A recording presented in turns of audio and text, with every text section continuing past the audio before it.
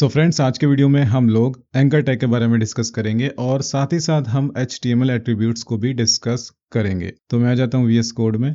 यहाँ पर मैं एक फाइल क्रिएट कर लेता हूँ topic5.html। यहाँ पर हम अपना स्टार्टर कोड ले आते हैं। यहाँ पर मैं लिखता हूँ anchor tag and HTML attributes. So हम डिस्कस करेंगे एंकर टैग और HTML एट्रीब्यूट्स। अब मैं बॉडी टैग के अंदर आ जाता हूँ। यहाँ पर हम अपना एंकर टैग डिफाइन करते हैं। सो यहाँ पर मैं लेस देन का सिंबल लगाता हूँ, ए लिखता हूँ और ग्रेटर देन का सिंबल लगाता हूँ और यहाँ पर मैं लिख देता हूँ क्लिक हियर। तो यहाँ पर हम लोगों ने अपना एंकर टैग डिफाइन कर लिया है। यहाँ पर मैंने एंकर टैग को स्टार्ट किया और यहाँ पर एंकर टैग को क्लोज किया और बीच में यहाँ पर हम लोगों ने एक टेक्स्ट दे दिया है। अब एंकर टैग का एक एट्रीब्यूट होता है href।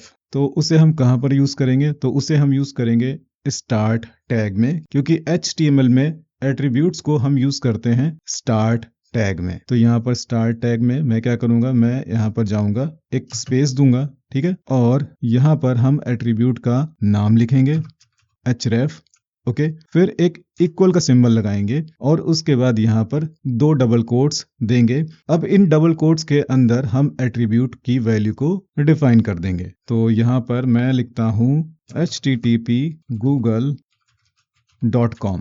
तो अब यूजर जब इस एंकर टैग पर क्लिक करेगा तो वो रीडायरेक्ट हो जाएगा google.com पे, ओके। तो मैं इस फाइल को ब्राउजर में ओपन कर लेता हूँ, right click, open with Google Chrome, ठीक है। तो अब मैं जब इस एंकर टैग पे क्लिक करूंगा तो मैं रीडायरेक्ट हो जाऊंगा google.com पे, क्योंकि यहाँ पर href एट्रीब्यूट में मैंने google.com का URL दे दिया है, ओके। तो यहाँ पर आपको एक चीज तो समझ में आ गई होगी कि एट्रीब्यूट्स कैसे डिफाइन करते हैं। अब मान लो आपको एक दूसरा एट्रीब्यूट यूज करना है, तो क्या करते हैं, डबल कोट के बाद यहाँ पर फिर से स्पेस देंगे। अब इस बारी मैं एक दूसरा एट्रीब्यूट यूज करता हूँ टाइटल, ठीक है, और टाइटल में मैं लिख देता हूँ google.com। तो यहाँ पर मैंने अब 2 एट्रीब्यूट यूज कर लिए हैं। पहला एट्रीब्यूट है href और इस एट्रीब्यूट की वैल्यू क्या है, http google.com, और एक दूसरा यहाँ पर मैंने एट्रीब्यूट यूज किया है टाइटल। तो इस टाइटल एट्रीब्यूट की वैल्यू यहाँ पर मैंने क्या सेट कर दी है, google.com। तो अब यहाँ पर मैं बैक करता हूँ, रिलोड करता हूँ। तो अब जब मैं इस पे होवर करूंगा, मतलब मैं इस पे अपना कर्सर लेकर के जाऊंगा, तो यहाँ पर google.com लिखा हुआ मुझे दिखेगा। ये क्यों आ रहा है? क्योंकि मैंने टाइटल में google.com सेट कर दिया है। अब अगर कोई तीसरा एट्रीब्यूट आपको यूज करना है तो फिर आप क्या करोगे, यहाँ पर फिर से आप स्पेस दोगे और यहाँ पर जैसे कि मैं स्टाइल एट्रीब्यूट यूज कर लेता हूँ। स्टाइल में मैंने कलर दे दिया रेड, ओके। तो मैं अब यहाँ पर रिलोड करूंगा तो अब ये एंकर टैग रेड कलर का यहाँ पर दिखेगा।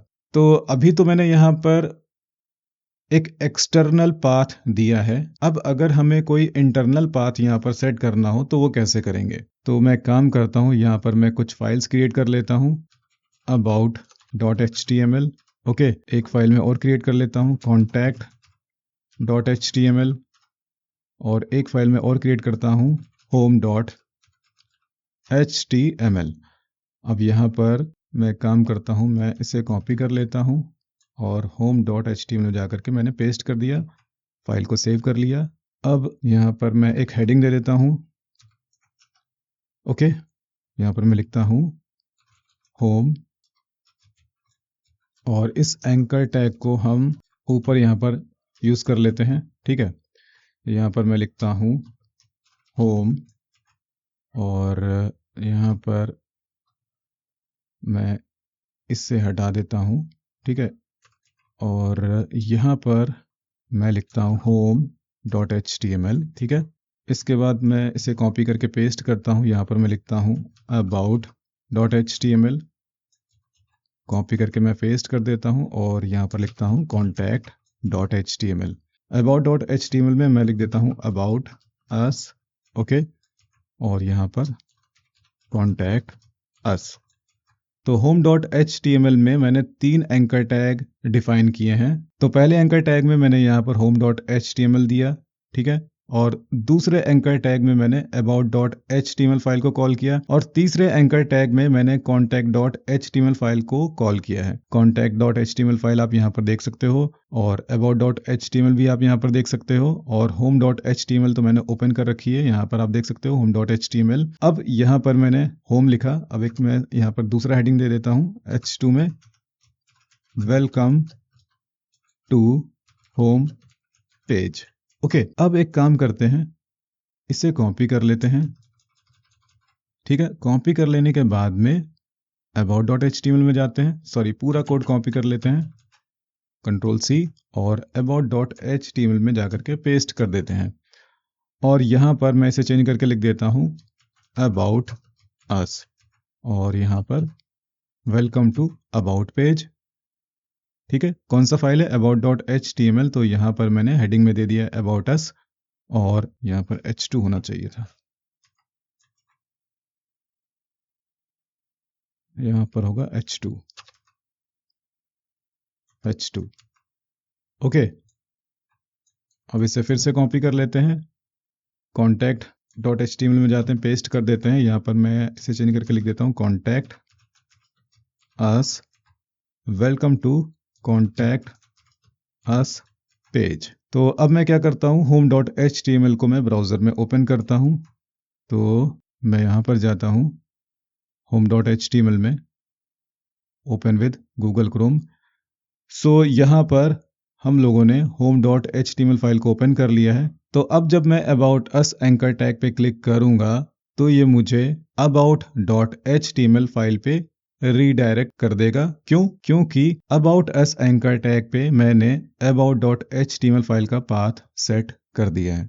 ठीक है, सो अब अगर मैं contact us एंकर टैग पे क्लिक करूँगा तो ये मुझे रीडायरेक्ट कर देगा contact.html पेज पर। तो यहाँ पर हमारा contact us पेज आ चुका है। तो इस तरह से हम पेजेस को लिंक कर सकते हैं। हमें क्या करना होता है, हमें फाइल का पाथ देना होता है एंकर टैग के href एट्रीब्यूट में। यहाँ पर आप देख सकते हो मैंने एंकर टैग के href एट्रीब्यूट में फाइल के पाथ सेट कर दिए हैं। ठीक है, फाइल का नाम यहाँ पर सेट कर दिया है। ओके, अब एक चीज मैं आप लोगों को और बता देता हूँ, यहाँ पर मैं आ जाता हूँ topic5.html में। अब एंकर टैग का एक इंपॉर्टेंट एट्रीब्यूट और होता है जिसका नाम होता है टारगेट। सो इसे कभी कदार यूज किया जाता है, तो मैं यहाँ पर आपको दिखा देता हूँ इसे कैसे यूज करना है। आपको लिखना है टारगेट, ओके, और यहाँ पर अंडरस्कोर ब्लैंक आपको यूज करना है। तो अब मैं ब्राउजर में आ जाता हूँ और यहाँ पर मैं रिलोड करता हूँ। सो अब जब मैं यहाँ पर क्लिक करूँगा तो google.com एक दूसरे टैब में ओपन हो जाएगा। ओके, तो जब कभी भी हम टारगेट में अंडरस्कोर ब्लैंक को यूज करेंगे तो हमारा लिंक एक दूसरे टैब में ओपन होगा। तो जब कभी भी हमें किसी लिंक को एक दूसरे टैब में ओपन करना होता है तो हम टारगेट में अंडरस्कोर ब्लैंक यूज करते हैं। ओके, सो अब अगर मैं इसे हटा दूं और यहाँ पर रिफ्रेश करूं और अब मैं यहाँ पर जब क्लिक करूंगा तो google.com उसी विंडो के अंदर ओपन हो जाएगा। ओके, सो आई होप आप लोगों को ये समझ में आ गया होगा। सो अब आज के टॉपिक को हम समराइज कर लेते हैं। तो एंकर टैग को हम यूज करते हैं पेजेस को लिंक करने के लिए। ओके, तो यहाँ पर आप लोगों ने क्लियरली देखा कि मैंने कैसे पेजेस को एक दूसरे से लिंक किया। ओके, इस तरह से। और हम लोगों ने आज डिस्कस किया HTML एट्रीब्यूट्स। तो HTML एट्रीब्यूट्स को हम स्टार्ट टैग में यूज करते हैं और HTML एट्रीब्यूट्स को यूज करने के लिए हमें क्या करना होता है, हमें एक स्पेस देना होता है, फिर हम एट्रीब्यूट का नाम लिखते हैं, इक्वल का सिंबल लगाते हैं और डबल कोट के अंदर एट्रीब्यूट की वैल्यू यहाँ पर सेट कर देते हैं। अब अगर हमें कोई दूसरा एट्रीब्यूट यूज करना है तो हम फिर से स्पेस देंगे, ओके, और इसके बाद एट्रीब्यूट का नाम लिखेंगे, इक्वल का सिंबल लगाएंगे, डबल कोट्स के अंदर एट्रीब्यूट की वैल्यू को सेट कर देंगे। अब यहाँ पर हमें ये चीज ध्यान रखनी है कि कभी भी हमें ऐसे नहीं लिखना है। ठीक है, तो इस तरह से जब आप लिखोगे तो एंकर टैग प्रॉपरली रेंडर नहीं होगा। ठीक है, आप देख सकते हो यहाँ पर ये मुझे एरर दिखा रहा है।